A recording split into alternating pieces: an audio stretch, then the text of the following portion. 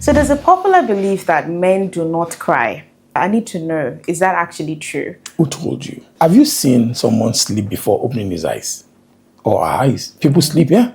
Some people sleep and they will have their eyes open. Okay. And you have to do like this. And To they're gone. okay.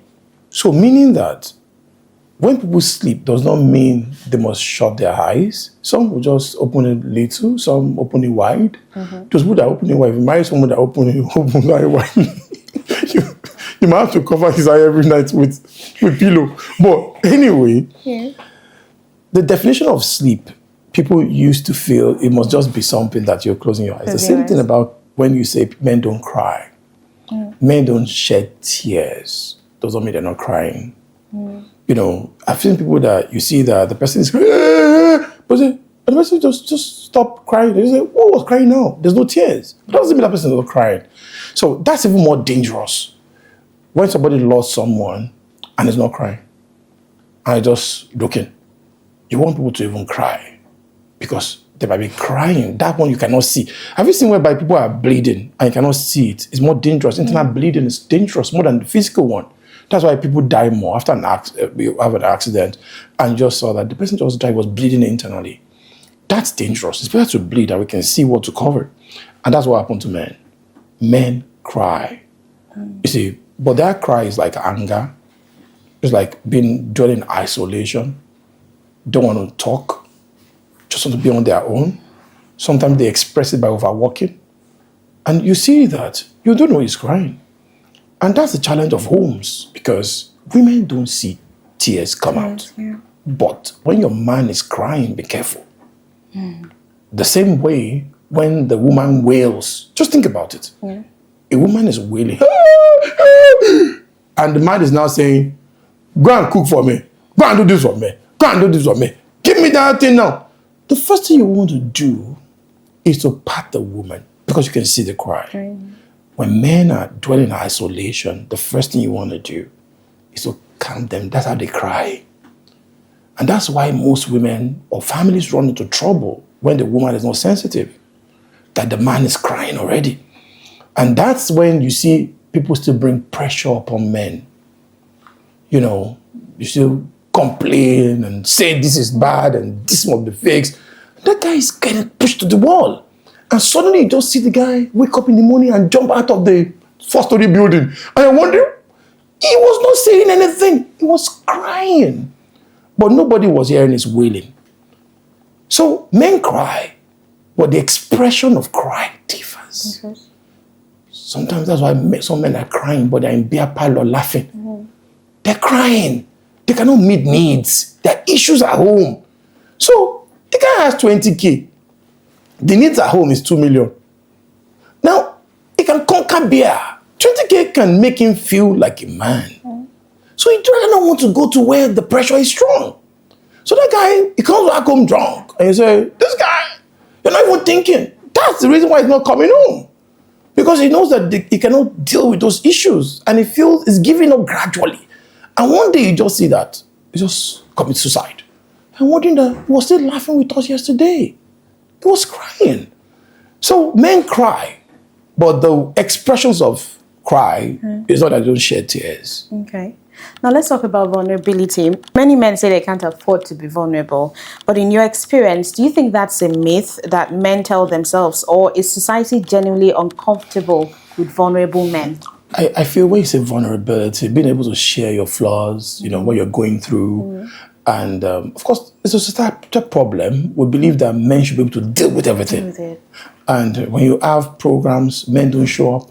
Men don't even seek for community of men. Even when men are together, they're not real to one another. They're either drinking or gisting or watching football. So the guy is shouting and laughing, but that guy is going through things like he doesn't have anybody to share with. So there's this Superman syndrome that you just want the man to always wake up and show up and all. You know, dealing with life issues is not by worrying.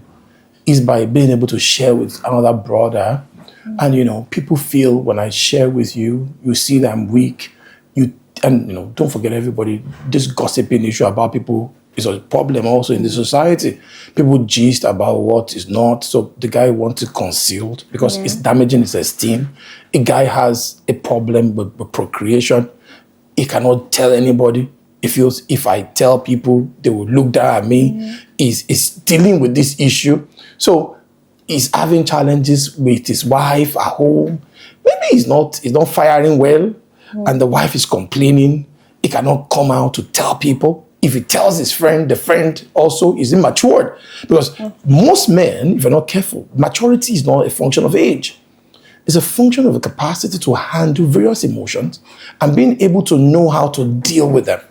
So I'm finding matured men that have been through, that understand how to handle life seasons is what is scarce. And that's why we need more men to come together, brotherhood, to hold ourselves and guide ourselves through. People that have passed through should share more so that people that are going through will not feel it's the end of life. Because we need more men to share, to talk about what they've been through. So that other men that are going through now will not think the world is over when they are going through those things. But the end of something is the beginning of everything. The door signifies the entrance of something, the end of something. That doesn't mean that you are a closed door. That same door can open. That same door will lead into a new season. But we need men to share more about their vulnerability to help other men so that you won't get to heaven and start saying that you could have shared, that man could have gone through it if you had shared. So I feel more men should share the stories. And we should need more matured men that can also talk about what they're doing and take care of mental health. Women take care of themselves a lot. Yeah. Other women take care of other women, but men, nobody, we are on our own. Think about it. You're asked to man up. Think about it. There's rain, and you saw the man is on the road. Even men will not carry men. They will carry women. And when women park, they're carrying women. They don't carry men. So everybody still leaves men to hustle. To die in the rain, to die in the day. So we need to care more about the man. I think we should be more concerned about the men because we're carrying so much weight, especially when you want to be responsible. That tears the man down. Well, some men are already thinking responsibility is too big now because they don't want to die. So they are sacrificing. And women are so complaining that men are not responsible again. What should they do? Some men are saying, come, if I marry you, let's divide the bills. Because I don't want to come and die. Because you dream big, but you're stressing the man beyond his capacity. You're saying you're a man, but didn't you know his capacity before marrying him? Why do you marry him to kill him? You should know his capacity. You should know when he's stretching. And if you know that you want to always be in first class and everything, and you know that you don't want to wait for the process of time to make that guy grow, then don't kill him. That's the problem. You want to get married and you want to kill him. You want to kill him to go and borrow, to do everything in the world, and you know he does not have it. But you want to say, you think more about what others will say, and you don't think about what he's saying. That's the challenge of men. So men also want to man up, do everything to satisfy, and go and die afterwards. Okay, so let's look at self-esteem, especially when we talk about a man's identity. A lot of time, a lot of men feel that their identity falls down to their title, the family, achievement, wealth, and all of that. And even obviously the ability to provide. What would be left of their identity if they were to take away all of these things? Do we say that human is no longer a man? Okay, so there's so many things men do beyond provision. Like, let's say, for example, my role in my family. Fine, I provide. But beyond that, I mentor my children. I make them see purpose. That's a lot. Now, my not being there, who provide that kind of mentorship? So when the man, I've not seen homes that are broken.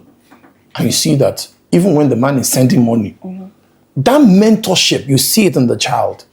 You see people that are in jail. In the US, I saw some statistics a while ago, statistics about children that are in jail. When you don't have the role of a man, the role of a man goes beyond provision and giving money. We've reduced that role of a man to transaction. Men are now becoming ATM. As the only thing you call men for is, I need money, I need this, I need that. But you see, there's so much a man does. Is a shield in the house. Is the one that drives the culture of the home. Is the one that instills the right values. Is the one that... So there's so much the man does that if it's not there, even when you have money, the children can still go bad without the right mentorship. So beyond money, there's a lot the man does. So when you insult a man, that what's about you? You cannot provide. Or is he providing leadership? Is it a seasonal issue that is going through? Because there are seasons. But those seasons, when it happens, men also want to still man up, not let anybody know that they're going through the rain, going through nothing. But you don't want to be vulnerable. In a season, if you do well in the season, tell, this is the season we're going through now. And tell your wife about it. This season, this is how we're going to navigate it. And you should be confident. So long you have care in your heart that when, during seasons when there's something, you give. You're not someone that, some men are very wicked actually. They don't help their family. They help others outside. They starve their home, even when they have. Those are wicked men. But if you're not a wicked man, and you take care of the family at the right time, and there's a season, you need to also be upfront and speak up. This is what is we're going through now.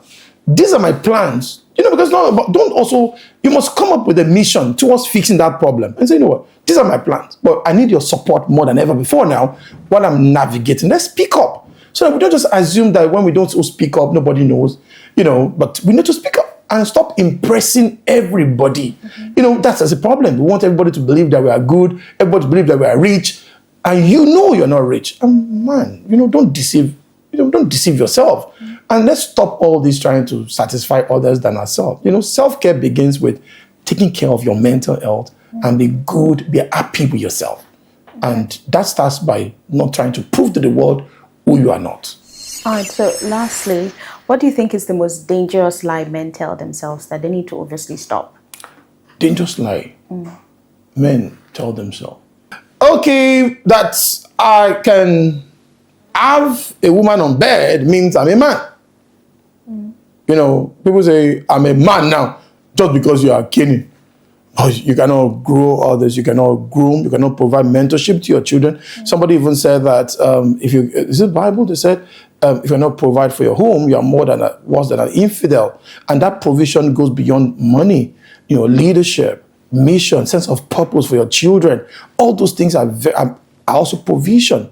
So when you think being a man is just all about muscle and all about big, broad chest and all about just be able to sleep with a woman, then you have a problem already. That's a lie. Because you are still a boy, even though you are 80. So age does not make you a man. You can still be a boy. He said, when I was old, I was still when I was a child, still in my father's house. So there's a way some men still think and not take responsibility about life.